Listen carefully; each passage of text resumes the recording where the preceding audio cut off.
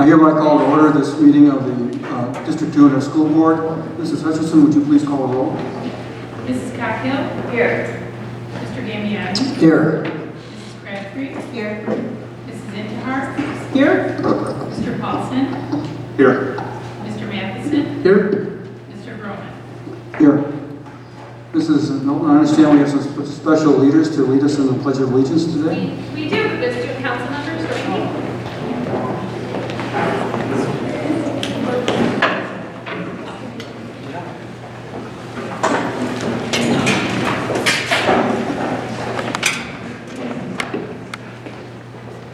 I pledge allegiance to the flag of the United States of America and to the republic for which it stands, one nation, under God, indivisible, with liberty and justice for all.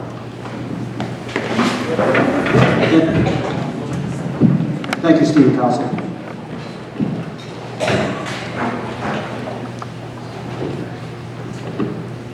On behalf of our students, staff, and parent community, good evening and welcome to Lowell. As we near Board Member Appreciation Day on November 15th, I'd like to begin our school report by thanking you for your service to the Board of Education. I thank you for the example you provide as elected officials in our local community, especially for our newly elected student council members.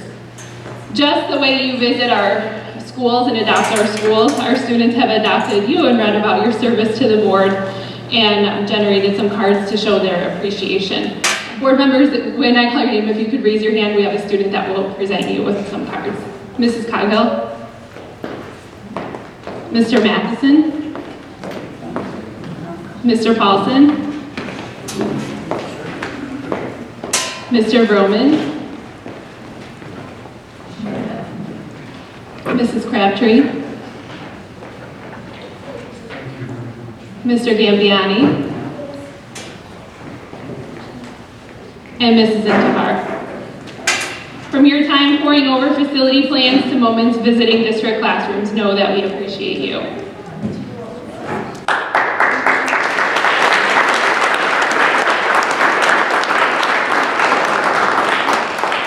We're also thankful for this opportunity to share a piece of our school story this evening. As we bring the future of instruction and technology framework to life, collaboration and creation continue to be skills we greatly value. The addition of devices and continued attention to our network allow us to amplify meaningful learning with technology. I'm excited to welcome Lowell teachers and students to tell you one such example of collaboration and creation in which our students serve as both learners and teachers.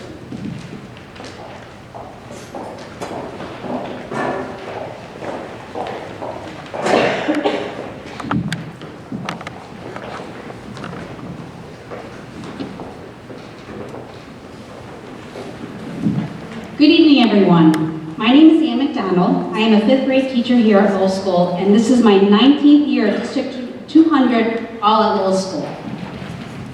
And my name is Brooke Thurston. I teach 3rd grade here at Lowell School. This is my 16th year in the district, all at Lowell School. And I'm also proud to say I'm a product of District 200.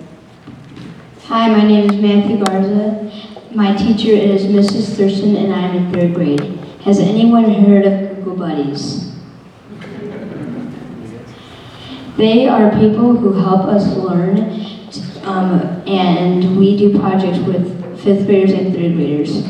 We work on fun projects like we worked on a Venn diagram, where we compared each other on what we liked and disliked. Hi, my name is Macy Kamada. I am in Mrs. McDonald's 5th grade class.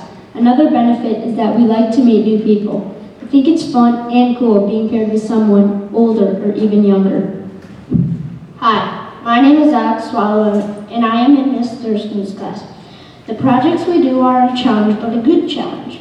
For example, our first project was a Venn diagram, and we compared each other on what we liked and disliked. We learned how to insert pictures, shapes, text boxes, change colors of fonts, and how to change backgrounds. Hi, I'm Nicholas Wester, and I'm in Miss McDonald's 5th grade class. In Google Buddies, we do lots of fun projects. Our next big project is a poster where the focus is on nonfiction text features. We pick our country of our choice and teach others about it using nonfiction text features. We can't wait for this project, and it's just one of the many fun projects we do in Google Buddies. Hi, I'm Owen, and I'm a 4th grader in Mrs. Carlson's class.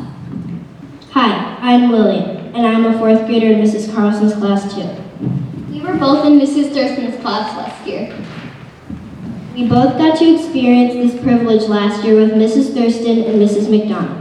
Google Buddies was a fun thing to do with 5th grade. It was fun because you can interact with the 5th graders. We made cool things on Chromebooks, like a Dr. Seuss scavenger hunt, our own The Day the Crayons Quit and The Day the Crayons Came Back story slides, and a way to show how you and your buddy are alike and different.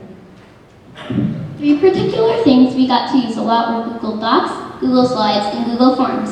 These are 3 things that we will always be able to use for skills in the future. We also learned how to link Google Forms together to make a fun scavenger hunt. We let other people try it out, but first we had to test it. We recommend Google Buddies to other teachers because it's a fun way to learn about what you can do in Google with a really helpful older or younger partner.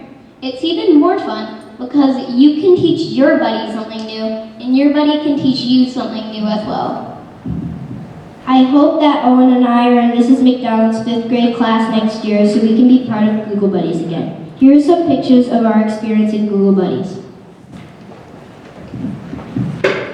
This was one of my classmates in Mrs. Thurston's class. Her name was Josie. Her and her partner were making a project on France using non-fiction text features. This is a pictures of what me and Macy disliked and liked together. Right over there on the left side, there's a picture of this University of Kentucky sign. It's a college where one of my sisters goes to. This is somewhere where I want to go when I grow up. And on the other side, there's a Cubs baseball player who I think was a very good pitcher in the old days. And up in the top where there's this big hot dog, me and Macy both liked hot dogs, so we thought that would be kind of fun to put up there. On the top, the football player, that's my favorite football player, Andrew Luck. And on the bottom, there is my favorite college, The Ohio State University. This is my former classmate, Alex, with his buddy on Google Slides, working on a Dr. Seuss scavenger hunt. When I was in Mrs. Thurston's class and doing Google Buddies, we read the book The Day the Crayons Quit. With your buddy, you chose an object to quit. And then with the object, we got to make them have their own point of view. If you are on Twitter, you need to go to hashtag Google Buddies to find out all the fun and new and exciting projects we do.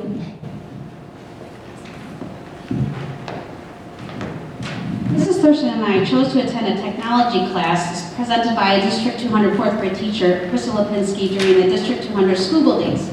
Krista presented a technology collaboration program called Google Buddies. So Mrs. Thurston and I were inspired by Krista's experience, and we elected to bring this enthusiasm to Lowell by pairing our homerooms together. Oh, excuse me. Hopefully after listening to the students, you can tell that this has been a really great program that we have brought here. The technology program has also spread to different grade levels as well, and it's been really fun to see. We had high hopes when we began this, and over the course of the 2 years, that it's really exceeded our expectations, and we really can't wait to see what the future holds for this program.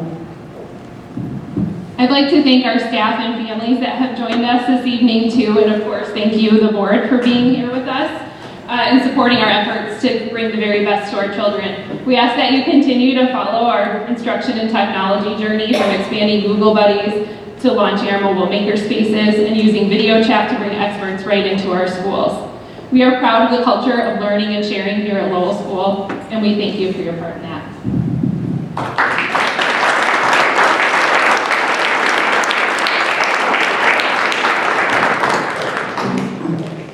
Thank you, Mrs. Melton, Mrs. Thurston, and Mrs. McDonald. Kids, thank you very much.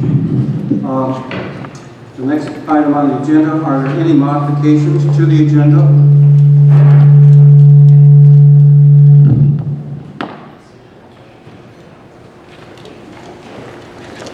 Hearing none, we'll move on to recognition and achievements. Dr. Stewart.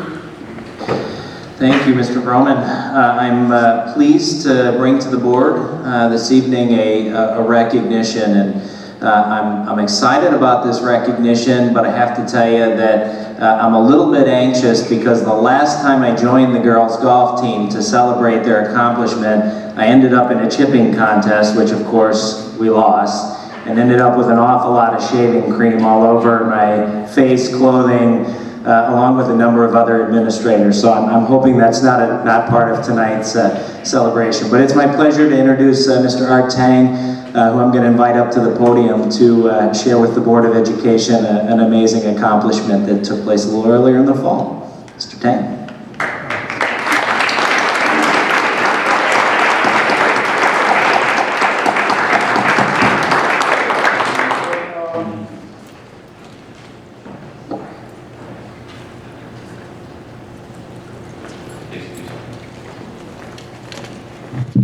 Okay, thank you very much, Dr. True. I appreciate that. I'd like to really thank the board for recognizing these girls and their accomplishment on the year.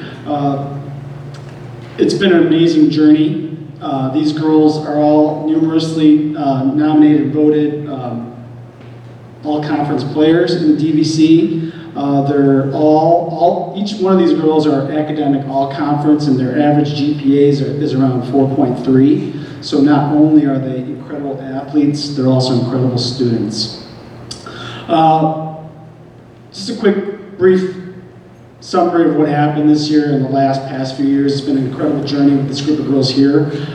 It started about 2 years ago, where we went downstate and we finished in 4th place.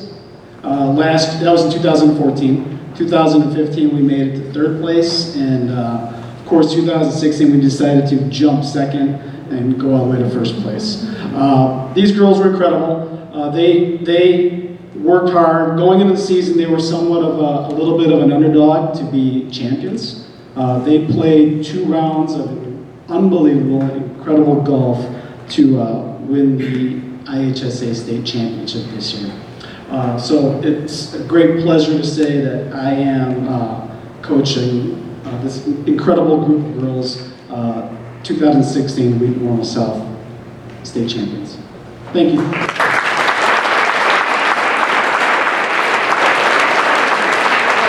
sorry, I can talk real quick. On the end over here we have Sarah Hollenstein Jr. She's a 3-time all-conference player. Next to her is Annalie Daniger. She's a senior who just happened to sign today a letter of intent to University of Iowa to play golf.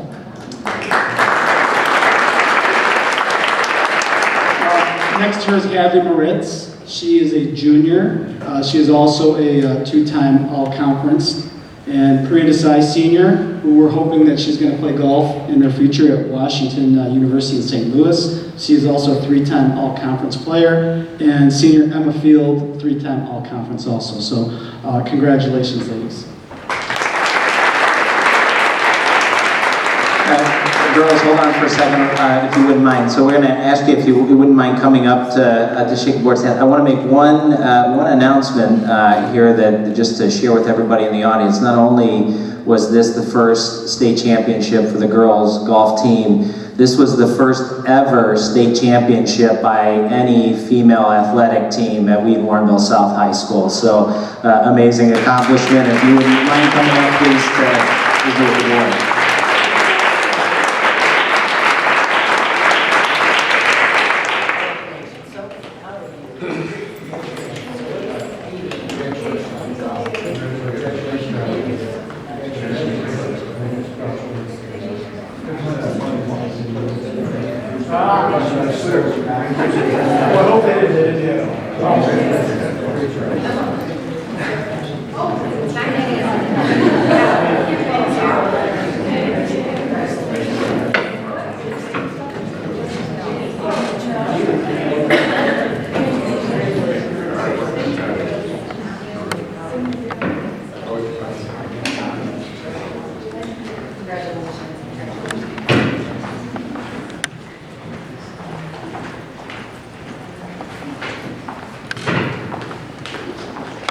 The next item on the agenda is public comments. Before I begin the public comment part of the agenda, we appreciate the attendance here by the staff of Lowell, the students of Lowell. You are certainly welcome to stay for the rest of the board meeting. It's exciting, it's captivating, but if you have other things to do tonight, you are welcome to go. So thank you very much for being here.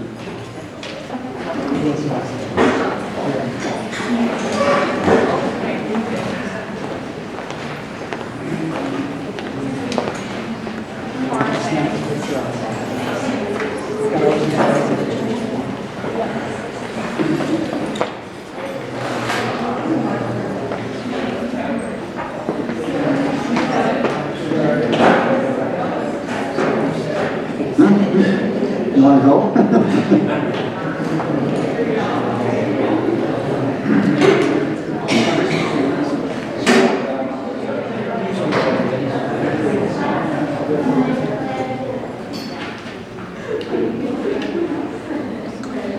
I'll proceed.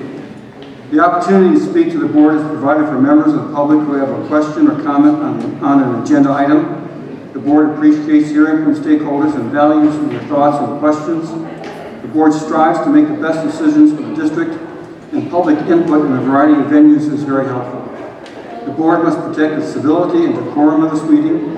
Please be respectful for the duties of the board and the democratic process in your comments tonight. Please use the microphone, state your name, and whether you are a resident of District 200, and address your comments to the board. Please limit your comments to 3 minutes. Please be factual and courteous, and do not include statements that are personally disrespectful or condescending to members of the board or staff. If you feel your matter needs to be discussed in more detail, please attend the board's chance to chat or present your comments to us in writing. The first individual that signed up for public comments is Mr. Harold Longs. Mr. Longs.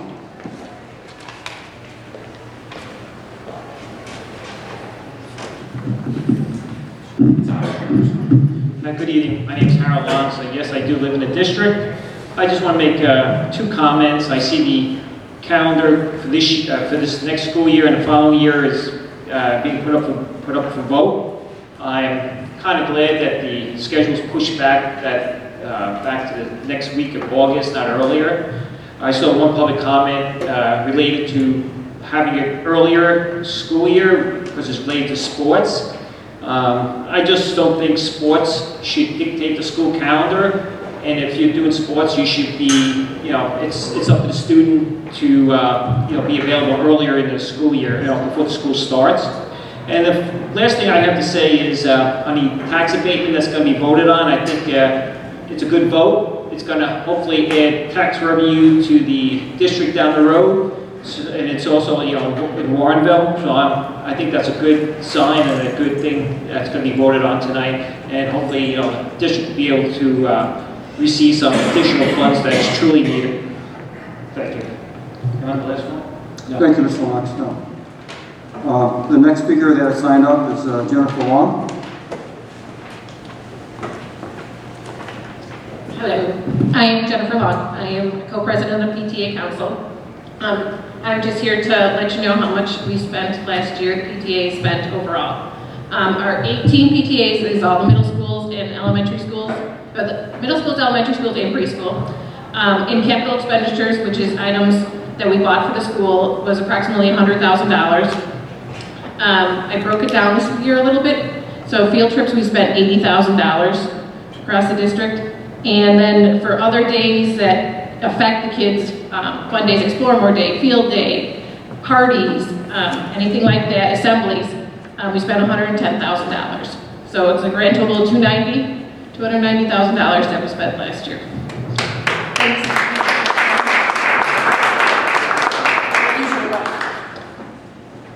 Thank you, Jennifer. And as I mentioned this morning at the PTA breakfast, thank you so much to all the PTAs for all the great work you do for our schools and for our district. Thank you. The next speaker is, excuse me if I get this wrong, Mr. Greg Horodek.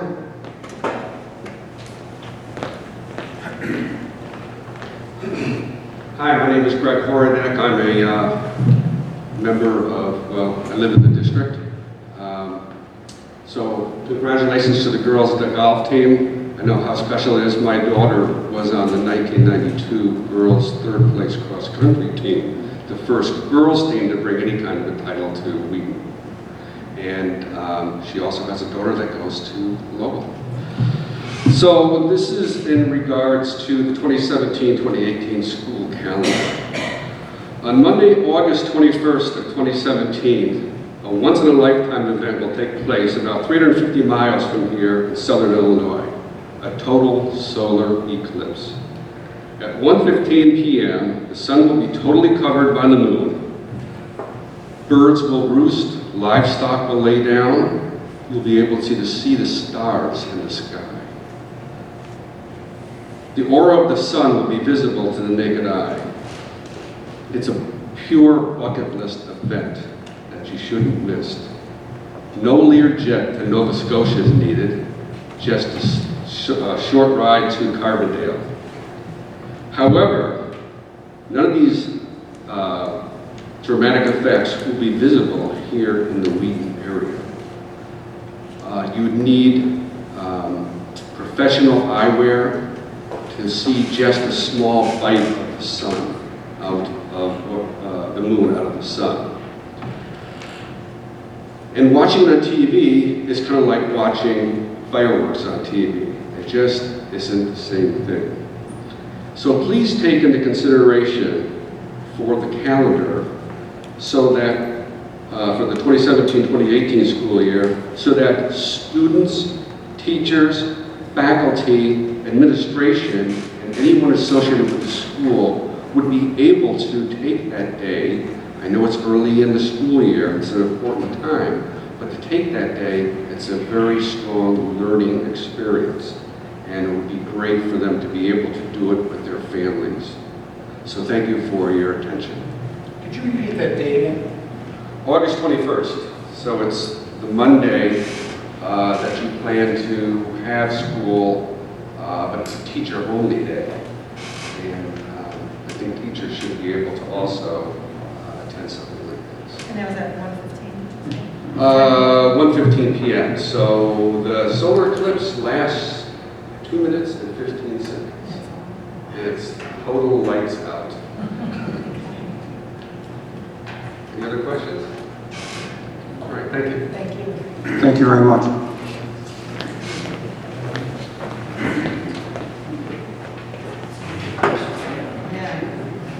The next item on the agenda is the superintendent's report. Dr. Shula. Thank you, Mr. Roman. Just a couple of things that I want to share with the board under the report this evening. I cannot top the recognition that the students gave you this evening in recognizing the board member for Board Member Appreciation Day. I do know that the cards that they created for you were well researched, personalized, and heartfelt. We did receive, and I know board members had the pleasure of attending 2 different city council meetings to receive proclamations from both Warrenville and the city of Wheaton, also recognizing your service to the community. And so what I'm doing this evening is adding my thank you for your volunteer service. I know today alone you have attended 2 breakfast meetings, a board meeting here this evening, and so this is far more than a part-time volunteer job, and it does not go unnoticed. Thank you for leading by example within our community, certainly at a time when I think the value of civics is greatly needed. So thank you for that. I wanted to just share, I know board members had an opportunity to hear a little bit earlier this morning, but for the community to hear that last Friday, the Student Excellence Foundation hosted its 2nd annual STEM night. I had the number earlier, and it's leaving about 1,200, I believe, attendees on a Friday evening at Hubble to celebrate STEM, celebrate the sciences, celebrate robotics, and all things good about doing science. And I actually, just the other night at one of our open house meetings, I had the great pleasure of talking to a community member, actually a community member from the north side of town who shared with me the personal story of his son at Wheaton North and just that one experience with science that drove him into an engineering program, I believe at Purdue, an aerospace engineering program. He's doing phenomenal, and so I know that we have great opportunities, and science is certainly in our curricular programs, but I think opportunities like STEM Night can be just that one thing that moves students to recognize an opportunity, certainly in the sciences. So thank you to the New 200 Foundation. Next week, when a New 200 again, I said it again, Student Excellence Foundation, formerly known as the New 200 Foundation. Next week at the school board conference, board members, you've got some material I think in your packets if you're attending that tremendous opportunity, but just one of the things that I wanted to share is the Friday night keynote of that conference will feature a District 200 graduate in Maui. Maui's sister still teaches with us at Franklin Middle School. Maui's going to share his story of coming as a refugee to District 200 and his amazing transition from refugee to Harvard graduate to world-renowned speaker, and I think is going to be a really, really proud representation of District 200. He's interested in visiting with the board prior to his presentation, and he's also invited our Director of English Learner Programs as well as his personal guest based on the support that he got working through the school experience. So again, there's no greater testament than that in terms of success. And then the last thing that I just wanted to mention to the board is in your green folder this evening. I did give you a copy of fall enrollment figures. I believe you have a chart that just shows you fall enrollment by school. Our enrollment figures stay pretty consistent with what we expected within our projections for this year. But again, I just wanted to give you that breakdown by school. So some of that's in there for your review, and if you've got any questions, let me know. That's it, Mr. Bowman. Any questions of Dr. Schuler? If not, we'll proceed to the consent agenda. I apologize in advance for the length of the consent agenda tonight, largely attributable to the actions of our General Assembly in passing a load of legislation requiring revision of a lot of our policies, not only of our policies, but policies of all the school districts across the state. So I will proceed with the first part of the consent agenda. Number 1, acceptance of gifts to Whittier Elementary School. 2, approval to post High School Music Theory 1 textbook for public review and comment. 3, approval to post High School Incubator Edge curriculum. 4, approval to post High School Mobile Makers curriculum. 5, approval of proposed school calendars for 2017 and 18 and 2018 and 19. 6, approve revised policy 1.20 district organization. 7, approve revised policy 2.20 powers and duty of the board. 8, approve revised policy 2.30 school board elections. 9, approve revised policy 2.40 board member qualifications. 10, approve revised policy 2.50 board term of office. 11, approve revised policy 2.80 board oath and conduct. 12, approve policy 2.105 ethics and gifts. 13, approve revised policy 2.160 board attorney. 14, approve revised policy 2.200 types of board meeting. 15, approval of an intergovernmental agreement between the City of Wheaton and Wheaton Warrenville Community Unit School District number 200 regarding real estate valuation and assessments and tax increment financing, TIF districts. 16, approval of bills payable and payroll. 17, approval of minutes, October 12, 2016 open. October 13, 2016 special meeting with local officials open. November 1, 2016 committee of the whole.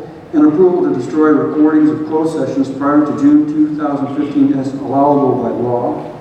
18, approval of personnel report to include employment, resignation, retirement, and leave of absence of administrative, certified, classified, and non-union staff. For the first part of this consent agenda item, are there any items board members want removed from the consent agenda?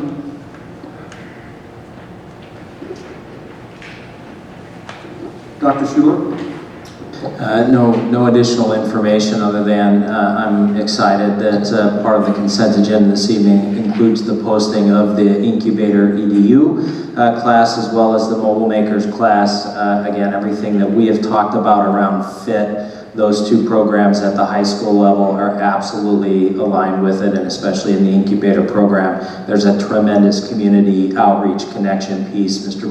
Paulson had asked at the next meeting before the approval of those classes after they're posted, we'll bring a presentation just to provide some background, not just for the board, but certainly community members on what I know is going to be an amazing opportunity through those classes.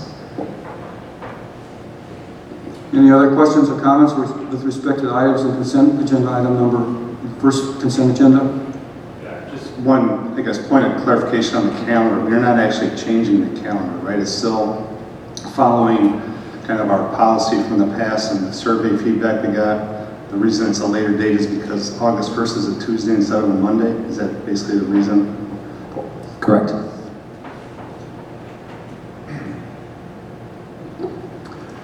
I ask for a motion and a second to approve the first part of the consent agenda as presented. So moved. Moved by Mrs. Crabtree. Second. Seconded by Mrs. Zentahar. Mrs. Hutchison, will you call the roll on the vote? Mrs. Crabtree? Yes. Mrs. Zentahar? Yes.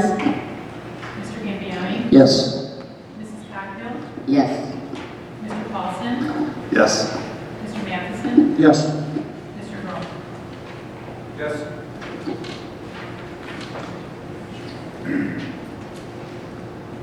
Motion passes. The motion passes. So the first part of the consent agenda is approved. The second part of the consent agenda reads as follows. 1, approval to post revised policy 2.125, board member expenses for public review and comment. 2, approval to post revised policy 2.210, organizational board meetings for public review and comment. 3, approval to post revised policy 2.220, board meetings for public review and comment. 4, approval to post revised policy 2.250, access to district public records. 5, approval to post revised policy 3.10, goals and objectives for public review and comment. 6, approval to post revised policy 3.50, administrative personnel for public review and comment. 7, approval to post revised policy 4.10, fiscal business management for public review and comment. 8, approval to post revised policy 4.30, revenue and investments for public review and comment. 9, approval to post policy 4.55, use of credit cards for public review and comment. 10, approval to post revised policy 4.60, purchasing and contracts for public review and comment. 11, approval to post revised policy 4.70, resource conservation for public review and comment. 12, approval to post revised policy 4.110, transportation for public review and comment. 13, approve to post revised policy 4.120, food service for public review and comment. 14, approval to post revised policy 4.175, sex offender for public review and comment. 15, approval to post policy 4.180, pandemic for public review and comment. 16, approval to post revised policy 5.20, harassment for public review and comment. 17, approval to post revised policy 5.50, drug-free workplace for public review and comment. 18, approval to post revised policy 5.90, abused and neglected child reporting for public review and comment. 19, approval to post revised policy 5.120, general ethics for public review and comment. 20, approval to post revised policy 5.130, internal information for public review and comment. 21, approval to post revised policy 5.150, personnel records for public review and comment. 22, approval to post revised policy 5.170, copyright for public review and comment. 23, approval to post revised policy 5.185, family and medical leave for public review and comment. 24, approval to post revised policy 5.250, leaves for public review and comment. 25, approval to post revised policy 5.260, student teachers for public review and comment. Are there, thank you. Are there any items board members want removed from the consent agenda? Number 2. Hearing none, Dr. Schuler. Yeah, again, no comment other than just by way of, again, a quick reminder, the policy changes, and there's obviously an extensive list of policies, come from 2 places today.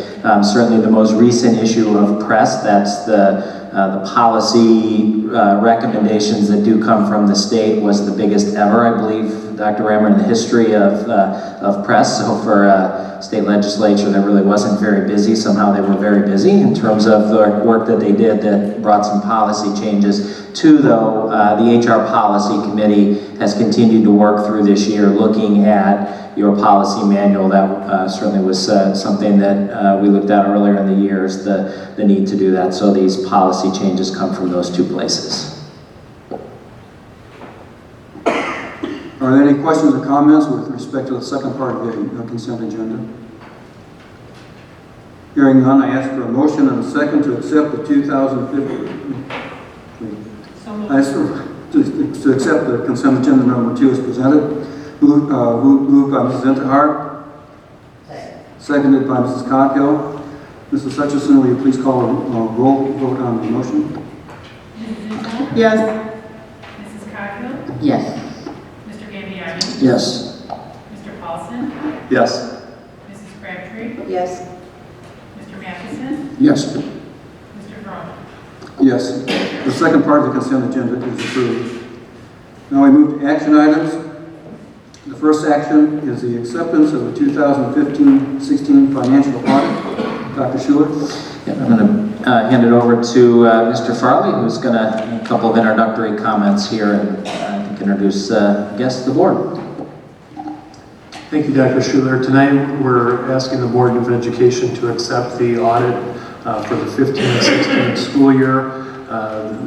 Please know the Finance Committee of the Board of Education had met and reviewed the audit and went through it pretty thoroughly with the auditors. And tonight we've asked Susan Jones from our audit firm to come in and speak to the board about the audit document, answer any questions, and we'll ask the board to then accept the audit. All the paperwork will then be filed with the state of Illinois, and we'll move forward. So I'd ask Susan to come up and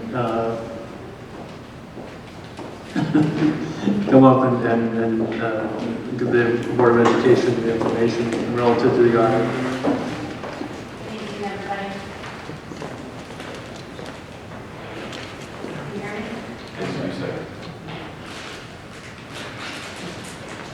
So I don't know if you have this electronically or your bound book.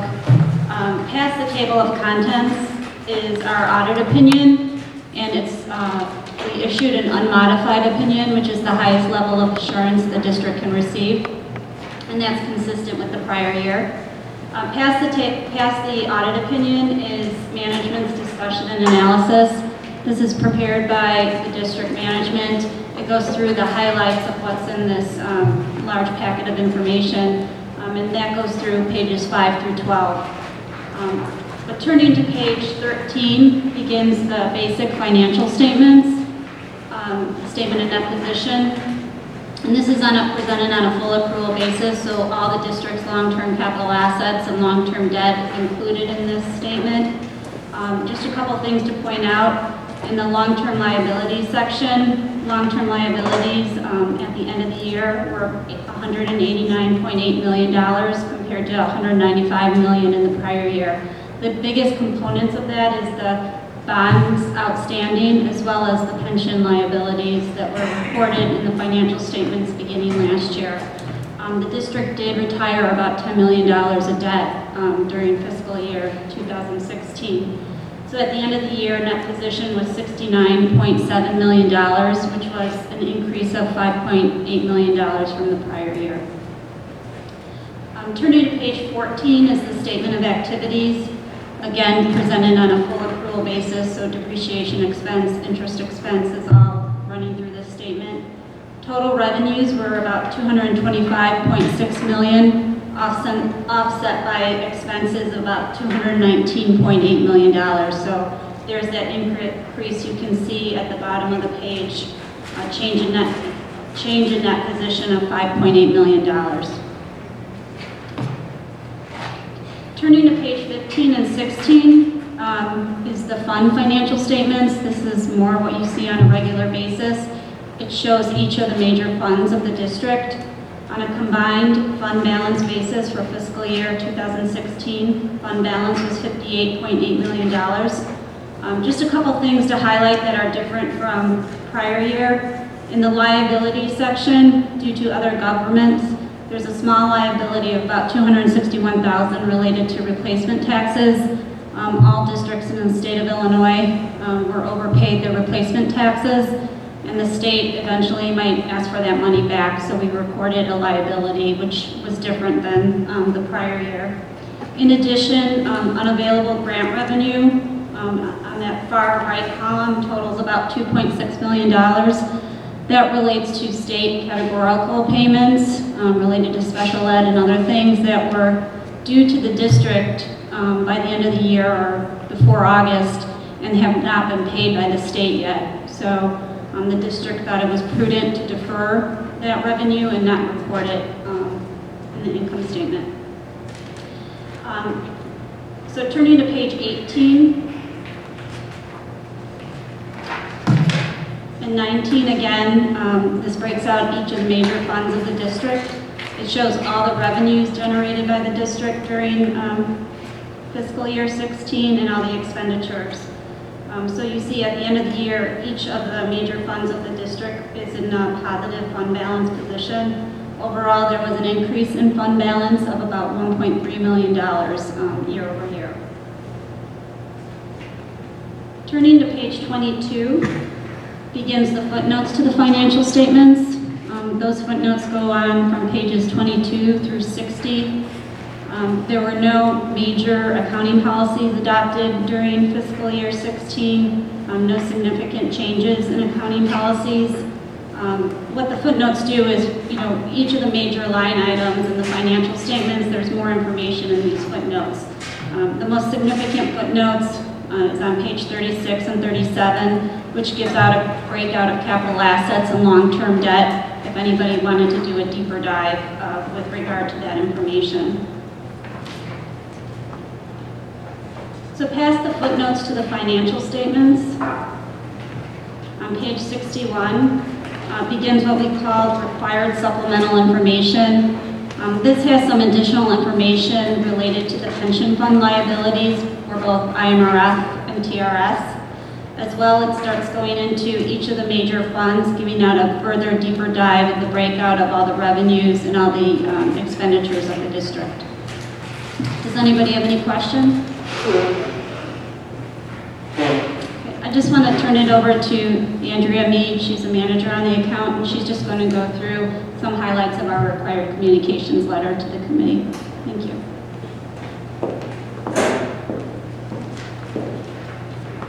Good evening all. Thank you for your continued attention. Hopefully you all have a copy of the required communications letter. It's the 7-page letter in your packet. And I'll just highlight a few important items at a high level. On the first page, we cover the responsibility that we have in regards to the financial statement audit. We did perform the audit in accordance with generally accepted auditing standards and also government auditing standards. And in addition, the uniform guidance, which is required when you have a single audit performed, which was the case this year. And in the second paragraph, we state that we did do testing of internal controls, but we do not opine on those, the compliance of those internal controls. Excuse me. Lastly, the paragraph in that section covers the statement of whether we issued another letter with, any other recommendations. We do have a separate letter, which you should also have in your packet, which is 2 pages. Below that, we cover any other documents which would contain the audited financial statements. We are aware of none.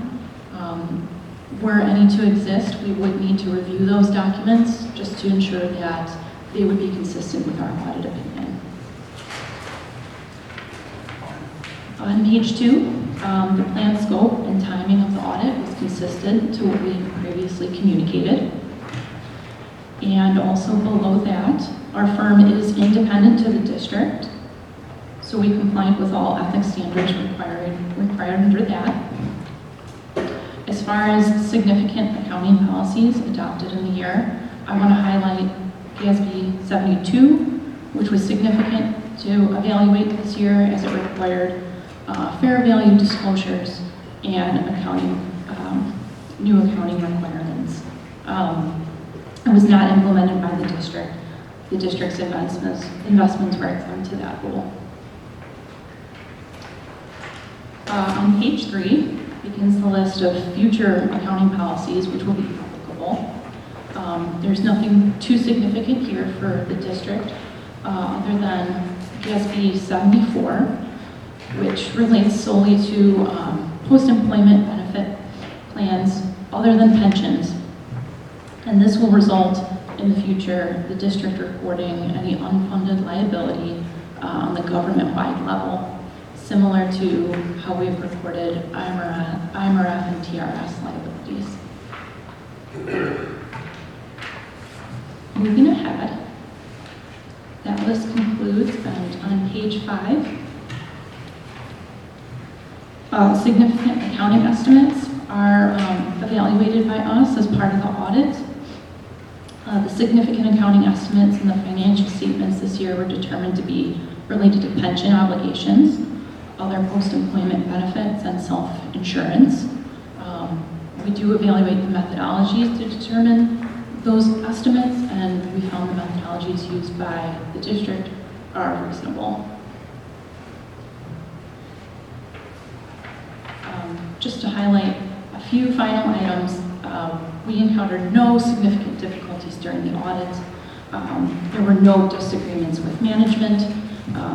At the conclusion of the audit, we did receive a letter from management representing, they were truthful and transparent and, had reported financially accurately.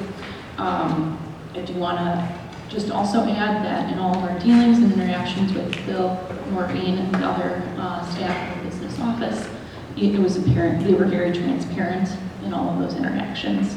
So commend them for that. There were no other significant matters or issues. And I'd like to ask if there's any questions. I have a comment or two. I just want to clarify a few things. In addition to these reports, you also issue a report for the state of Illinois, the state form. The AFR state form. AFR. And in that state form, there's a calculation of financial solvency, I'll call it. Can you point out what that was for our district? Yeah, for this past year, it was recognition, which you're expected to get for the ones we're filing today, which is the highest recognition the district can receive, and that was consistent with the prior year as well. And then we touched on it briefly, I think, but this year the state, in its categorical payments, basically there's 4 payments a year. And this year, because of the delay in the 4th payment, which we have not yet got, that item was only 1 or 3 of the 4 were included as revenue and fund balance in these financial statements. So our financial position has been affected by the fact the state is delaying payments. Okay, and in theory, it's supposed to be available. It's not available. We haven't got it this year yet, even from last year. And then on page 19, I just want to point out again, we have non-debt service revenue of almost $200 million. That would be on page 19, top right. And then of that, the change in fund balance, revenue over expense, is $1.3 million, of which $200,000 is debt service. So overall on about 200 million of revenue, we basically broke even. Okay, we added $1 million toward the fund balance, which is, you know, what is that, a small percentage, obviously. 0.5%, guidance. So, you know, we're not running a lot of positive fund balance in the year. Now, again, that third or fourth payment was not included. That would have increased that somewhat, but so that's a big item. And then, you know, just a couple other comments I'd like to make is that, you know, on our policy statements here, you know, in here again, we report on the accrual basis, whereas the financial statements received monthly are cash basis. And I think we need to be adopting a policy addressing that we are, for external reporting, you know, reporting on the accrual. I don't know if that was clear in one of our policies, but, you know, hopefully that's the case. And then the last item I want to report on that I want to make clear is on page 101. There's could you explain what the activity funds are a little bit so we can then I'll add my comment to it. Sure. For each of the schools on page 101, the district receives either from student fundraisers or other activities the students do, whether that be clubs or a sports club or something. The district receives money from the students and they hold it on the students' behalf. So it's not reported in the district's revenue. It's an asset as well as a liability. And on page 101 is a breakout of, there's a total funds of $1.3 million that the district holds on students' behalf, and then these are the corresponding liabilities of which schools that cash belongs to. So in summary, these are clubs and organizations, and you include these in your audit. They're part of the testing. We do, although on an individual school level compared to what we call materiality to the government-wide, obviously this is a smaller amount, but we knock down our materiality level very small so that we test a number of expenses to make sure when these checks are cut and the disbursements are spent that they're for student purposes, that they're approved by the principals of each school, and there's also someone at the business office as well looking at the expenditures. And to be honest, at a lot of our districts, we always have like a management letter comment related to this because sometimes these are tracked by non-business office personnel, so the controls aren't as tight as maybe some of the district's other controls. So it is actually a testament to your policies and procedures that we didn't have any internal control items or discrepancies when we did our testing here. Okay. I guess then the comment I want to make is that if we look at Warrenville South, we almost have $800,000 accumulated in clubs. And I would like to request that the administration look into those clubs. I mean, some of those clubs have $100,000 of money in them, and you know, it's even though the current year's income and outs are the same, there seems to be some pretty large accumulations, and I would like to see a plan to expend those out. I think it's kind of it's a large amount. It's way more than I would hope to see. So I'd look forward to a future board meeting that we could get some kind of report like that, or some again plan on those larger how those monies will be utilized. You know, if nothing else, we buy some computers or do something else. We don't have that authority, of course, but you know, they can use those monies as they see fit. But again, it's a large amount. So, and just as an aside, it is a large amount of money, but it is typical for like the high schools to have a lot more student activity funds than some of the elementary schools as well. Yeah, I think my comment is based on, we did see a detail of that was provided to us after I asked the initial question, and there's probably, I don't know, 5 or 6 clubs that have quite a, $100,000 as I recall in it. So, I mean, it's just, maybe there's a reason for that, but I'd like to know what that is to be truthful. So, and I thank you, and how did our staff participate with you in the audit? The staff is great. You're one of the most, well-prepared of our client base with regard to just transparency, readiness of information, and they take the audit very seriously. So when we're here doing field work, all the staff are available to us, and if we ask questions, the information is provided in a short amount of time. So we thank you for that. And also, I want to take this opportunity If you have any questions throughout the year, not just during audit time, feel free to reach out to anyone, myself or any one of our team members at Miller Cooper, and we'd be happy to assist you or answer any questions. I do have one question on page 61. Schedules of changes in net pension liability and related ratios. Why is that stated in a calendar year when we're running July 1 to June 30th fiscal year for the district? Because IMRF, the actual plan, is on a calendar year, and so when GASB 68 came out, because all the entities that are in IMRF, the actual entities, the districts or other entities that are in IMRF, like park districts and things like that, they all have different year ends. So IMRF wasn't going to be able to do a calculation to accommodate all those year ends to have audited information for us to include in an entity's audited financial statements. So GASB 68 allows that the actual liability you see here is as of December, but it's in your 6/30 financial statements. And that's just an accommodation that they had to make it a practical implementation. Yeah, I have just one question. In the separate two-page letter, it refers to capital asset tracking and identifies that was something you guys identified a year ago. And I'm just curious, how big of an issue is this? What are the impacts? What are we required to do to accomplish what you're suggesting here? It's really a cost-benefit analysis the district has done, and that kind of comment is not uncommon for districts where we help the districts.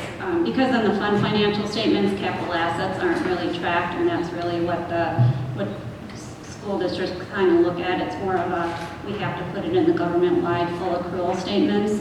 So a lot of times the accounting firms help the districts record and track that information and prepare the journal entries. It's all reviewed and approved by management before it goes in our financial statements. But from just a cost benefit, the district looked at it, and rather than having additional resources kind of track that information, they have us assist them with that on an annual basis.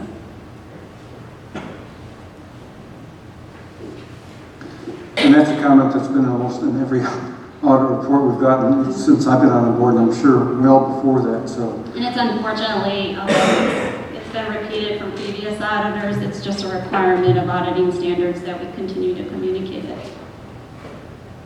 We discussed that at length in the Finance Committee and concluded that the cost benefit for making any procedure in place to eliminate that comment would not be justified.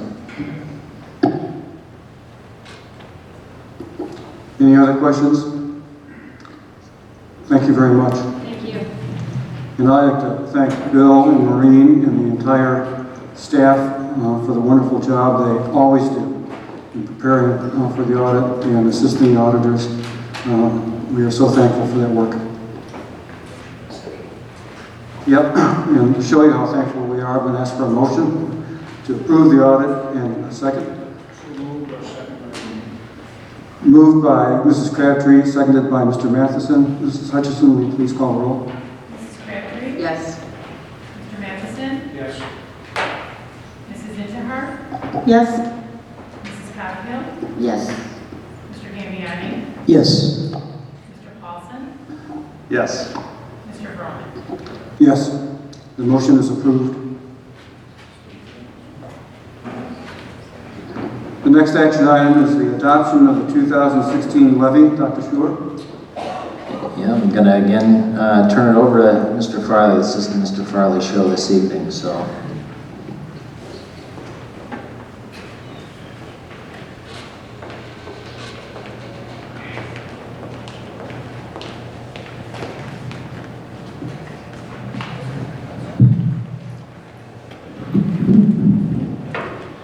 Good evening. Tonight we're asking the board to adopt the levy for the 2016 levy process. This is an annual process that we come to the board each year to adopt the levy. And I would generally like to give you some information and some slides to review this process and run through some statistical data associated with our levy.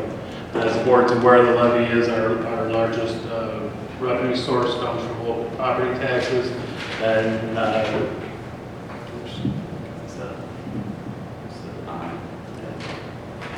obviously, the board is well aware that we are under the property tax cap or PTEL laws, which limits us to the consumer price index, which is released each year. So we're working off the 2016 or 2015 CPI, which we found out in January of 2016. We incorporated it into our financial model. The numbers are incorporated into our annual budget. We're going to talk a little bit about the CPI here in a minute, as well as the equalized assessed valuation of the value of the properties within the school district. We are seeing those starting to go up again. We're going to talk a little bit about how that impacts tax rate and things of that nature. So we'll get to that here in a second. We want to focus again on the CPI. Obviously, it's a figure that's released by the Bureau of Labor. We do track it monthly, and we'll talk about that in a second. The correlation to what we do as a business, we're primarily a people business, salary and benefits. Correlation, again, as I've mentioned time and again, is really seems to be more tied into the price of gasoline, which we've seen go down, but we'll show you how that has impacted CPI. Here's a 10-year history of the Consumer Price Index. Again, the cap is 5%. The cap has never been hit. You can see over the past 10 years, it's been up and down quite a bit, but the last 3 or 4 years, we've been sub 2%. We used to see about a 2.5% average. It slipped down to 2, and now it's actually, for a 5-year, we're under 1%. So we're working on 0.7% as the CPI that was released back in January 2016. That is the measure that we are using for this year's levy request. I also wanted to touch on briefly, because we are getting to the close of the 2016 year, the CPI. As I mentioned, we track the CPI throughout the year. It's the December number that ends up being the number for us. So when we come to you a year from now in 2017, we're going to be looking at where we are. And right now, as of September, we don't have the October number released yet. As of September, we were tracking at about 1.5%, so higher than we've seen recently. If the index stays flat or static moving forward, we could be up around 2.1%. I know that everything lately is pretty predictable, elections, World Series, things of that nature, Brexit. But that last quarter of the year always seems to not go as planned. So I'm guessing somewhere in the 1.7 range we may see, but you never know. I mean, this last quarter always can be a somewhat wild swing. So we continue to monitor it. Right now. Again, we're at 1.5. If you, again, keep it static, maybe 2.1, but I think that's probably on the very, very high side. So those last 3 numbers are estimates? Those last 3 numbers are estimates. So really what you gave me was, or what we're seeing where we are right now is the September. That's correct. Okay. That's a real number right now. And again, that's just a coming attraction for next year. Again, I mentioned the tax caps and the impact on this. The chart I've got in front of you, the red line shows what the extension the district has asked for, and the blue line is showing you what the actual CPI is. So, one of the obvious questions are, why don't you just levy the CPI? We're going to talk a little bit more about new growth and what that impact is on the levy process as well. A little bit of EAV history, the equalized assessed valuation of the value of property within the school district. As you can see, our property values going back to 2005 were in a climbing mode, and then 2008 and 9 hit, and then we saw property values come down quite a bit. And our numbers were actually probably a little bit higher than other communities. We had a large TIF that came off at the time. The Cantera TIF came off in the middle of that decline, so our EAV didn't drop as precipitously as it did in other areas. So you can see now, as we get into 13, 14, 15, we're starting to see that EAV come back up. Property values are coming back up. Talk a little bit about how the property is assessed. We have 3 townships that our district is within. Obviously, Milton Township being the largest, 86% is Milton Township. Then we have a little bit of Winfield, about 12%. And then 2% is Naperville Township. Those are the townships that assess property, and then that's how we get that EAV number.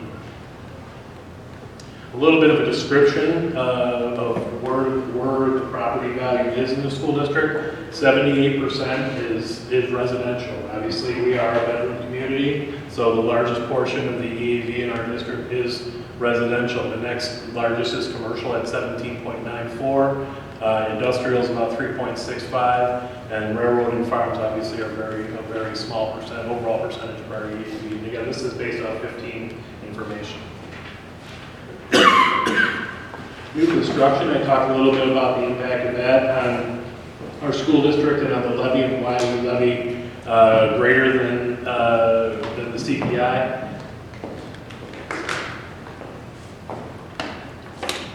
As you'll see on this chart, and it always stands out and will stand out for some years here moving forward. The 2010 year is the Cantera tip, and that property came back onto the property tax rolls, and you can see that was a large increase. But our new growth, as the economy has gone down as well. But we are starting to see a bit of a rebound in that new growth. And again, as we talk about the assessed value in our school district and how that impacts us, you can see in certain years as the EAV goes up, that as a function of tax caps pushes the tax rate down. In years where the EAV is pretty flat, the tax rate will stay flat, and in years when it goes down, we see the tax rate goes up, and that's what was happening in 2010 through 2004. But again, we as a district are limited by the CPI. Our extension for our operating levy cannot go up by anything more than the CPI, and then obviously the new growth. Here's a history of tax rates, which show that over time the tax rates did go up, and now we're starting to see them start to slide back down. With the 2015 levy, as that EAV increases, starts to go back up, we're seeing the tax rates in the school district start to go down. Our breakdown of levy, 87% of our levy is for operational service purposes, and then the other 13% is debt taxes. That's principal and interest payments. You heard the auditor talk a little bit about how much we paid off last year in debt. That amount is the debt taxes, so that's about 13% of the overall tax levy for the school district. So how much we receive when you look at the property tax cap process or the tax levy process and the impact of the CPI. Our 2015 aggregate levy was about $127 million. The CPI is 0.7%. So in theory, if we had no new growth, we'd get about less than $1 million more of new funds in the school district. So, and the board had we passed out some information relative to a $300,000 house and the impact on that, and about $4,600 is operational money. So if you take that 0.7%, and if your property in the district is at the level of EAV that the rest of the district is going up, you pay that 0.7%, or probably less than $30 would be the impact. Now we know the community, we have homes when they do assessments that go up quite a bit, and we have some that go down. So we did see when they did the quadrennial reassessment some wild variations within different neighborhoods of that overall property growth. We had some homes whose property values, their EAV went up considerably, and their tax bills went up more. We also had some properties and neighborhoods in the community where property values went down and their tax bills actually went down. So it really depends on where you were at. But if you kind of were at that level, that constant level of EAV for the overall district, that 0.7% would be about less than $30 impact on your for operational taxes. New growth, again, we've talked about a little bit about that and the impact on average. It's about 0.5% to 0.75% as we've seen those numbers slide. The big thing for this tax levy year is we have it's unusual, we have two TIFs coming back onto the tax rolls. Again, these properties have been frozen at their value from 19 to 23 years. I'll say that because the Carroll Street TIF is ending early. The Wheaton TIF 1 is ending on the schedule in the 23 years. So all the increment that's been gained has gone to those TIFs. So this is good news that these properties are coming back on the tax rolls. We have accounted for it in our 5-year plan. It's about $24 million in new growth. $24 million in new growth is about $1 million. So we're actually, for these two TIFs expiring, gaining about as much as we are from the CPI. We also can anticipate probably another 16 to 17, 18 million of normal new growth, so that's another 800,000. So roughly about $2 million of new growth for new construction in our school district, compared to the less than $1 million we're getting from the 0.7% for our normal CPI. And again, every $1 million of new growth is about $46,000 to the school district. So that when those TIFs come back on, you want to capture that new growth that's been frozen for 23 years, or 19 years in the case of Carroll Street. So tonight we're coming to the board with a levy request of 4.54% for our operating. Again, 0.7% to 4.5. Why? Is to capture that new growth that's coming back on and the TIFs that are coming back on. We believe that request is enough to garner what is to capture that new growth in our school district, and that delta between the two. We know we won't get all of that, but again, it's we know we're getting the 0.7% for sure. So this is what we would be levying: 132.9 million over the prior year extension of 127 million. It's 4.5%. The bond and interest payment is where is going up as well, and then you can see our overall request is about 4.52%. So again, as I talk about, if you look at the last 5 years, here's what we proposed for our levy as a percentage versus what we've actually received. Again, 2010 years when Cantera came on the TIF, so you can see we're always well below as a percentage what we receive. In 2012, we did have a TIF expire in Warrenville, TIF 2, so that's why that spiked up a little bit there. But again, the delta between is always between our request and what we actually receive is much lower. Some unknowns, we talked a little bit about it earlier. State funding, as our auditor spoke about, Mr. Matheson pointed out, the state owes us about $2.7 million from June. We've had another categorical, the first quarter categoricals for this year, September, have come and gone. That's probably close to that same number of 2.7 million that is still outstanding to the district. December is the next quarter. Categoricals, December will be here before we know it. Obviously, we're going to get into a late duck session here and probably find out what's going to happen in our state, even though they've approved the state budget for education. I think there's going to be a lot of impact there. There's pension cost shifts been talked about for a number of years, but you don't know if that's coming. There's a potential for property tax freezes, accounting for capital projects and things of that nature. This last bullet's been on for prior to the election. It may change. The Affordable Care Act may not look the same here in coming years, but the Cadillac tax is still off in the offing, so we still continue to monitor the impact of that. So again, the recommendation is to levy a request which provides us enough, allows us to access our tax cap amount of 0.7% plus any new growth, including those TIFs. So that's what we're asking the board for today. Is there any questions? Any questions or comments from board members? I have a few. Just to understand the TIF amount that's expiring, what do we expect the value, the equalized assessment to be on those two TIFs? We're anticipating that right now it's at about 24 million. It was that we don't know the new numbers yet. We won't know those till March. So we budgeted or accounted for 24 million, which is what it was last year. There's obviously the potential for that to go up. Probably will go up, but right now we're using 24 million. So if we take 50 million for every million, then that's about 46,000, yeah, 50,000 for every million. So that would be 24 times 50. What's that? It's about a little over $1 million. Okay. So that's $1.1 million from the TIFs. Yes. Okay, and then the 7% or 0.7% would be another $1 million. Just under. So that's 2. So our levy, we're increasing 5.8. So what are we trying to catch? 4.5. Well, I mean, no, 5,000,008 is the increase from last year's levy. Right. So if we're gonna see, I'll call it a million from the 0.7 and a million from the TIF, that's 2 million.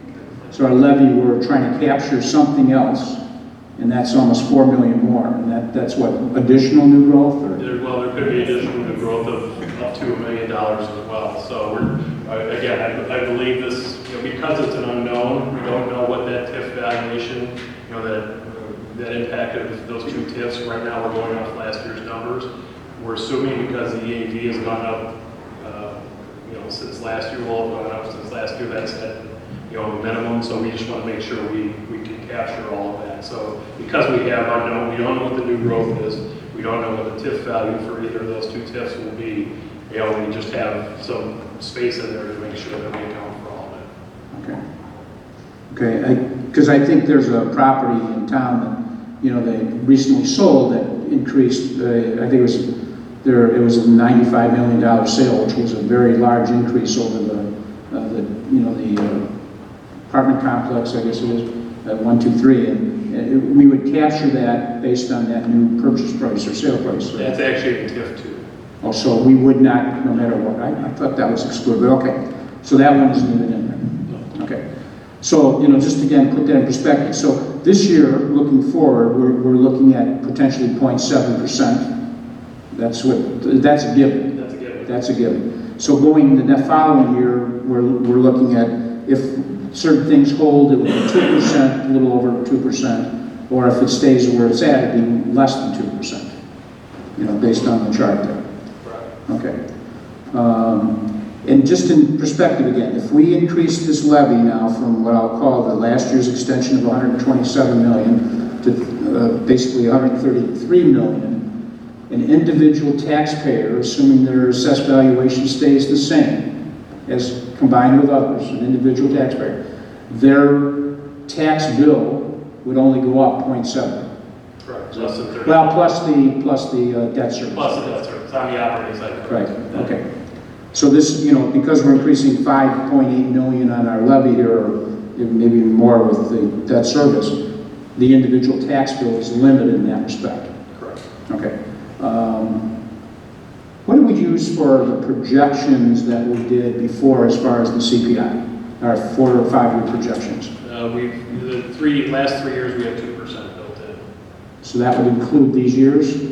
Or include going out? Going out, yes. Okay. All right. And then we have what? This is the second year of our contract? Correct. The teacher's contract? And the second year, which would be covered by the current year levy, this levy would cover the following year. Is that a fair statement? Or half of it, I guess? Half of it, yeah. Okay. Half. And what is our built-in rate increase on that, on the increase in the contract? It's 3.92% for this year. Okay, so we're going to be, everything being equal, 2% short, or thereabouts. I mean, it's got to come from another place. I mean, the tax rate increase is not, well, I guess some of it can come from the TIF, but in general, if we're increasing wages, which is about 80% of the dollars, 70%, that's going to be at 3%, well, we may only get 0.7%. As it compares to new revenue, we also have the impact of retirements, which will accommodate the majority of that cost. Okay. And then we talked last at the committee of the whole session about a rate increase as a possibility on funding the master facility plan. If we did that, how is that limited here? What would that, if a rate increase were to occur, how would that change these numbers? We would be levying differently to capture the impact. If the community were to approve a rate increase, we'd be levying higher to cap. The community would be allowing us to go over that tax cap. To that 0.7 cap. Whatever the number is next year, let's say, to capture that new money. And if we pass such a thing, would that then stay in place on an ongoing basis? Yes, when it would reset, depending on how it was structured, and then in future years, then the CPI would be off that higher number, correct? Okay. So bottom line then, again, but it only creates revenue on an incremental year-by-year basis. It doesn't provide what I'll call a construction lump of any sort. No. If the rate were increased.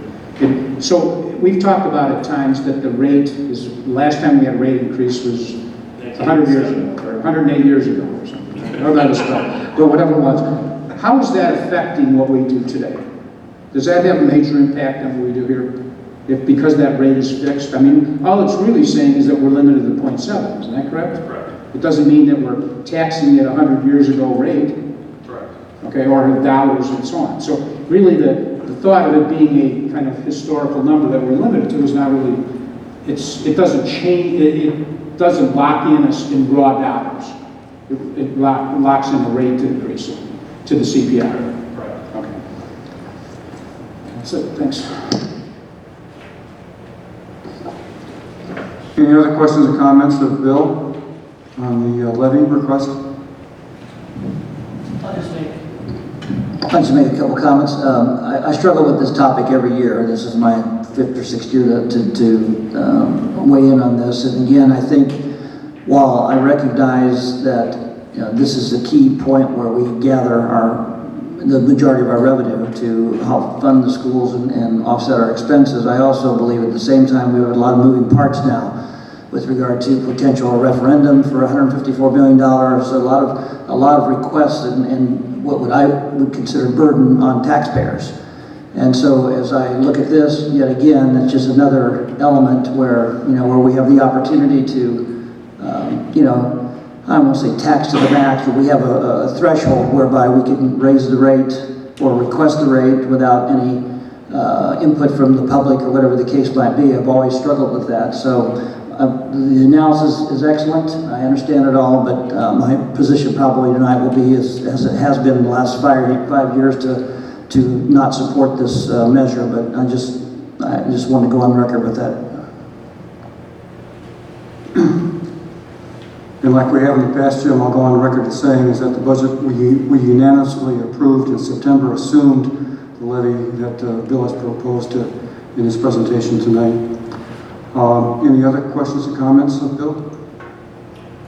Just one comment on Jim's statement. The term, this unknown section of this analysis, the last page, when we talk about at the state level this property tax freeze, that's in effect what Jim is talking about, isn't it? That would be the impact if the state did enforce a property tax freeze. There would be no 0.7% increase and so on. So we've been talking about it. Jim's brought it up many years, and the state is talking about it as well. Is that a fair statement? Okay. Hearing no further questions or comments, may I have a motion to approve the 2016 levy? So moved. Moved by Mr. Centar, seconded by Mr. Paulson. Mrs. Hutchison, would you call the roll, please? Mrs. Centar? Yes. Mr. Paulson? Yes. Mrs. Cottigill? Yes. Mr. Gambioni? No.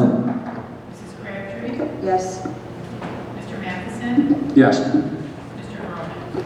Yes, the motion passes. The next action item is the approval of agreement for partial abatement of real estate taxes. Dr. Stewart?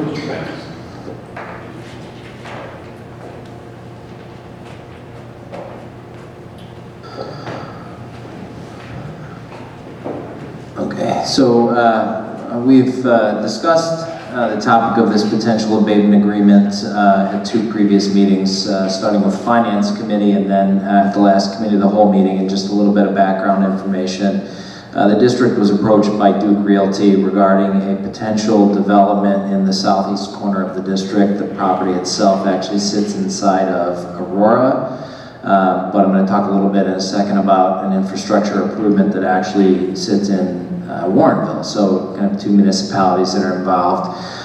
Duke has proposed or plans to build a facility of over 900,000 square feet that would bring a significant employment base to the area, being an e-commerce facility. Currently, we are capturing about $700 in tax revenue off of that property as it's currently not developed. If developed, the potential tax revenue, or the estimates for the tax revenue would be a little over $700,000 in revenue into the to the school district. The challenge with this particular piece of development is there's a need for a significant infrastructure improvement on Route 59 in order to accommodate the facility that's being planned. And so there's been a conversation involving a number of municipalities, including Warrenville, Aurora, State of Illinois, based on Route 59, the school district, and then obviously the developer themselves on how we can collaborate to make the infrastructure improvement happen and move the development along.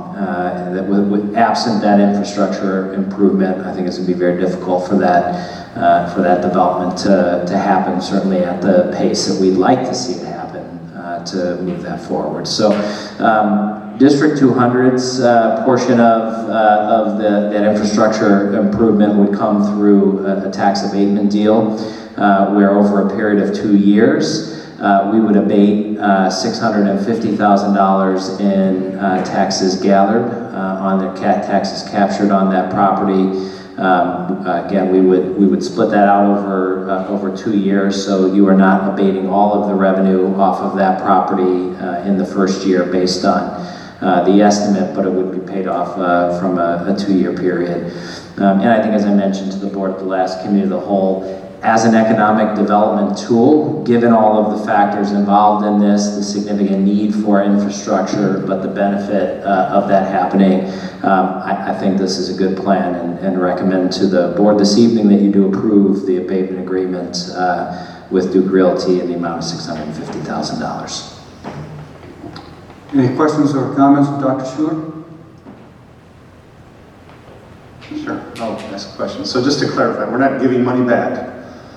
We're deferring potential property tax revenue for 2 years, some of the tax revenue. Right now, over a 15-year period, we generate about $165,000, $700 a year, roughly. If we do this over 15 years, it generates about $11 million of property tax revenue to the district. So with this abatement, we basically enable the project to happen, which also employs roughly 1,200 employees in DuPage County, have the opportunity to bring in $11 million, roughly, estimated over that 15-year period. And of course, the property value will still continue past that 15. Okay, got it.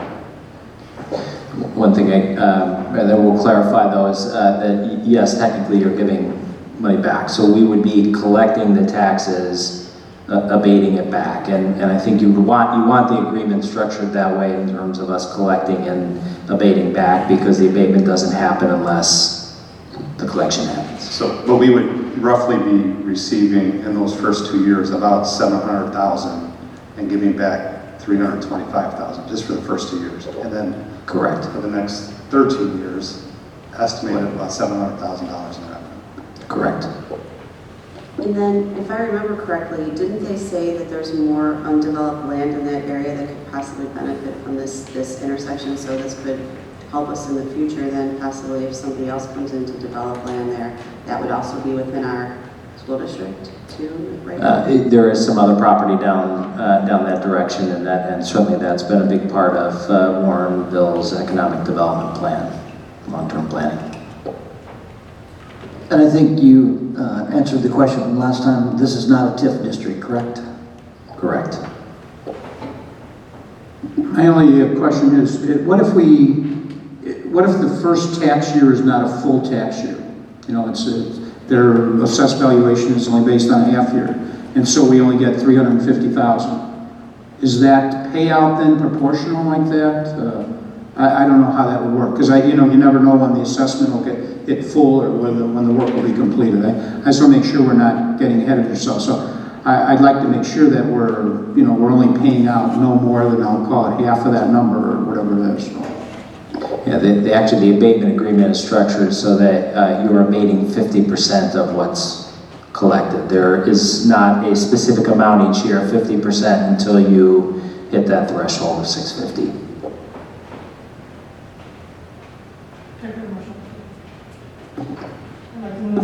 I'd like to move that we accept this tax abatement agreement. Is there a second? Moved by Mrs. Intihar, seconded by Mr. Matheson. Mrs. Hutchison, would you please call the roll? Mrs. Intihar? Yes. Mr. Matheson? Yes. Yes. Mrs. Coghill? Yes. Mr. Gambiani? Yes. Mrs. Crabtree? Yes. Mr. Paulson? Yes. Mr. Brown? Yes, the motion for the abatement passes. We move to the last action item, acceptance of IASB resolutions and direction for delegate voting. Dr. Schuler? There's really no additional information on this from staff. The board has a copy of the resolutions that have been proposed for consideration at the conference upcoming. Mrs. Intihar is your representative that I believe will be representing the board at the delegation, and so I think the feedback this evening would just be if there's concern or direction around any of the particular motions, and I guess typically there are a number of motions or a number of potential resolutions in here, so I don't know that you want to go through all of them or perhaps just raise if there are concerns, especially with any of them contrary to what the association has recommended. Yeah, I generally agree with the position of the association. I just had one question really regarding the number one, the special needs students. As I read this, school districts will not be required to provide special education services for those students who have enough credits to graduate. Would that then impact those students who would go through, like for us, a transition center? It would not, because those students are not graduating prior to transition center. So this is saying if the student has enough credits to graduate, they graduate.